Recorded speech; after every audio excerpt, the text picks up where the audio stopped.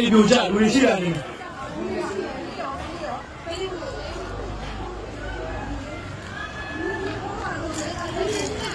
微信给俺买的嘛。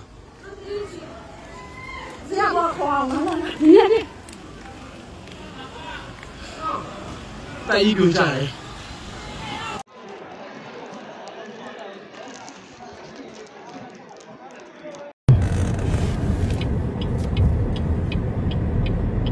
路边火了呢。ตึกถล่มมาแล้ว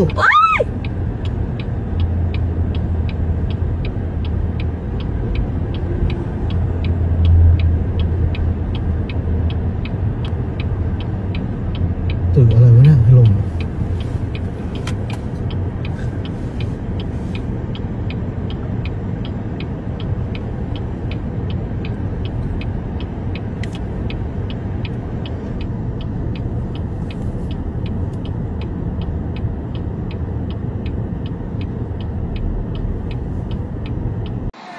မျိုးတို့ရေးဒီမှာဒါ29လမ်းထောင်မှာပြိုးကုန်ပြီဗျာနော်စကားပြောနေနေဒီလိုဖြစ်သွားတာတော်တော်ကိုကြမ်းတယ်ဟိုမှာကားတွေလည်းပြီးကုန်ပြီအကုန်ပြိုးကုန်ပြီနော်ဟိုဘက်မှာ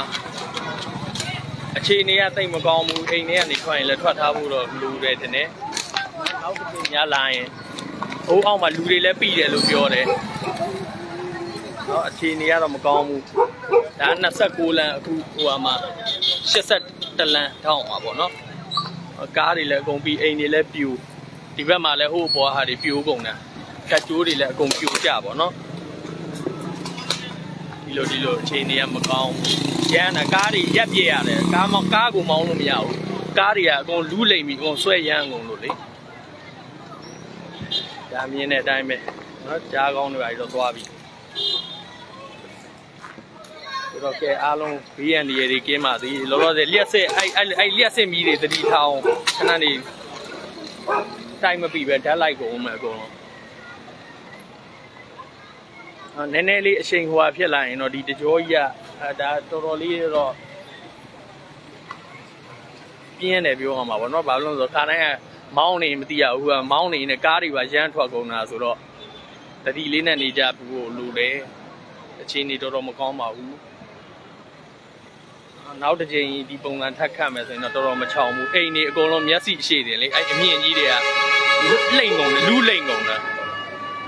မီးသက်ကားတွေလည်းထွက်ပြီးတခြားလည်းဘယ်နာတွေပြိုမှန်းမသိဘူးပေါ့နော်ဒီတစ်ခါပြိုတာတော့ပြိုကြအောင်ပါဟိုးပေါ်မှာမီးလောင်နေတယ်အရေးတည်းမှာဟိုးပေါ်မှာဟိုမှာဒါမီးလဲထားလောင်နေတယ်ဒီငလျင်ရဲ့နောက်ဆက်တွဲပဲဖြစ်ပါပဲတော့ဒီငလျင်အကြောင်းမလို့ပဲရှင်းတာပဲမီးတော့လောင်နေပြန်ပြီမီးကိုတွေလည်းတော်တော်ကျန်းနေတယ်လုံးကျန်းနေမတ်တက်ကိုရက်လို့မရဘူးနော်မတ်တက်ကိုရက်လို့မရပဲအကုန်လုံးလေလွတ်ရာတွေမှာအကုန်အောက်ကိုဝင်နေရတာတော်တော်ဆိုးသွားတယ်ဒီငလျင်ကတော်တော်ကိုကျန်းတာနော်အခုကားအဲ့မဲ့ဒီတိုင်းပဲအဲ့တိုင်းပဲရက်ပြရတာကားတွေရက်ပြရဒီတိုင်းရက်ထားရတယ်ဘာမှမတက်နိုင်ဘူးနော်ဟိုမှာဓာတ်ကြိုးတွေနဲ့အကုန် short တွေလည်းဖြစ်ကုန်မယ်လူတွေကကြောက်အားလန့်နဲ့ဇွတ်ပြေးနေကြတယ်အကုန်လုံးပြိုတယ်ဟိုဘက်မှာလည်းပြိုတယ်တဲ့နော်ဟိုဘက်တွေလည်းပြိုကုန်တယ်တော်တော်လေးပြိုတဲ့အိမ်တွေဒီတစ်ခါတော့စပြီးမန်းလေးမှာတွေ့ရတာပေါ့နော်ဟိုဘက်မှာလည်းပြိုနေတယ်တဲ့ဒါကြောင့်အရေးတဲ့မီးရထလောင်နေတယ်ဟိုမှာမီးလောင်နေတယ်မီးသက်ကားတွေလည်းအလုံးရှုံနေတယ်တော်တော်ကိုယ့်အိမ်မှာပဲကိုနည်းနည်းလေးစင်ချင်းနေရမယ့်သဘောရှိတယ်ဒါကတော့29လမ်း80လမ်းထောက်မှာပါ ambulance တွေလည်းပြေးနေတယ်ခစ်ပြတ်တယ်လို့ပြေးနေတာပေါ့နော်အဲ့တော့ဒီ80လမ်းပေါ်မှာဟိုအရှိမလည်းပြူတယ်လို့ပြောတယ်ဒါပေမဲ့သွားလို့ကမရဘူးလမ်းတွေကဒီမှာပိတ်ကုန်ပြီတော့ဟိုဘက်ကနေပဲတစ်ဖက်လှည့်ပြီးပဲပြန်သွားအောင်ပါပေါ့ တော်ဆိုးပါတယ်နော်တော်လေးဟိုခုနကဖရားတရားလေးနဲ့ကိုယ့်အကူနေအရေးအကြောင်းပဲဆိုရင်လေဟိုစုံဖြတ်ချက်မှားပြီးတော့ဟိုပြေးဒီပြေးမပြေးဖို့လိုတာပေါ့နော်တအားပြေးလွန်းရင်လည်းဒုက္ခရောက်တတ်တယ်ဒီဟာသွားလို့တော့ရဒါပေမဲ့အန်ရီများပါတယ်ဦးလေးဟိုဘက်ကသွားပါပြက်စစ်မီးတွေကဘာတွေမှမသိလို့နော်ဒီလိုဖြစ်သွားတယ်ဗျာအခြေအနေကတော့ရင်းတဲ့အတိုင်းပဲကားတော့မှအလဝါရမ်းသွားပြီဟိုမှာသွားပြီးတော့ကွန်ကရစ်တိုင်တွေအကုန်ပြိုကျသွား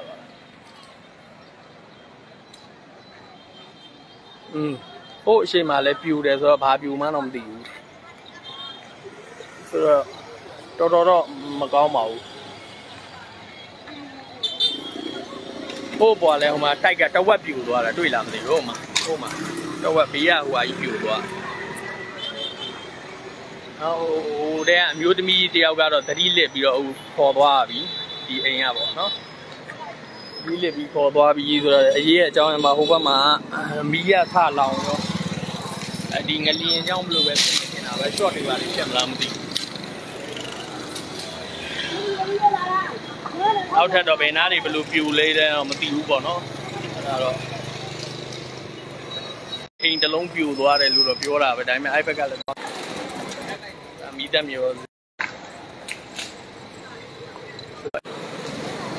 သက်တွေတွေဆက်လာမလားအဲ့လိုကြည့်ရမှာပေါ့ဒီဟာဒါလည်းမီးလောင်နေတဲ့ဟာပြဿနာတစ်မျိုးမီးကိုကလည်းတော်တော့များလာပြီစိုးပါတယ်အခြေအနေတော်ဆိုးပါတယ်နော်အိမ်အောင်မရောက်သေးဘူးအိမ်ကိုလည်းဖုန်းဆက်တယ်ဆက်လို့ကိုဖုန်းတွေကဆက်လို့ကိုမရတော့ဘူး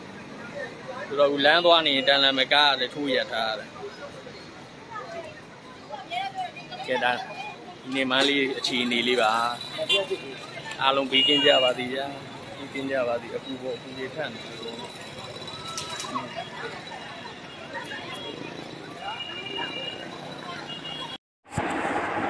মায়ানমারে সংঘটিত ভূমিকম্পের প্রভাব পড়ল ধর্মনগরের মহকুমার বীর বিক্রম ইনস্টিটিউশনের দিঘিতে শুক্রবার 28 মার্চ দুপুর 1:07 নাগাদ সেই ভূমিকম্পের প্রভাব এসে পড়ল উত্তর ত্রিপুরা জেলার ধর্মনগর মহকুমার বীর বিক্রম ইনস্টিটিউশনের দিঘিতে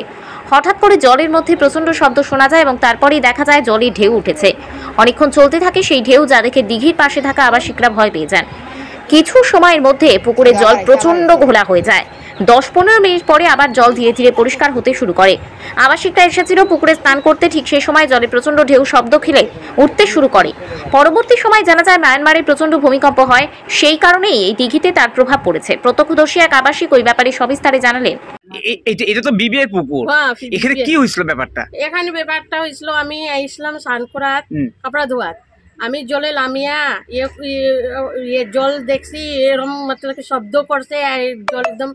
লাড়া দিছে বেশি আমি উঠছি উঠিয়া পরে দেখি সাইডে সাইডে খুব যেমনি সমুদ্রে যেমনি শব্দ দেয় ওরকম শব্দ দিছে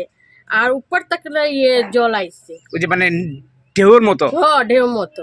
অনেকক্ষণ হইছে এটা এখন হইছে না মানে অনেকক্ষণ যাবত হইছে একটু দেরি হইছে আচ্ছা কদমতলা থেকে ভানুচন্দ্রের রিপোর্ট ত্রিপুরা পাইওনিয়ার।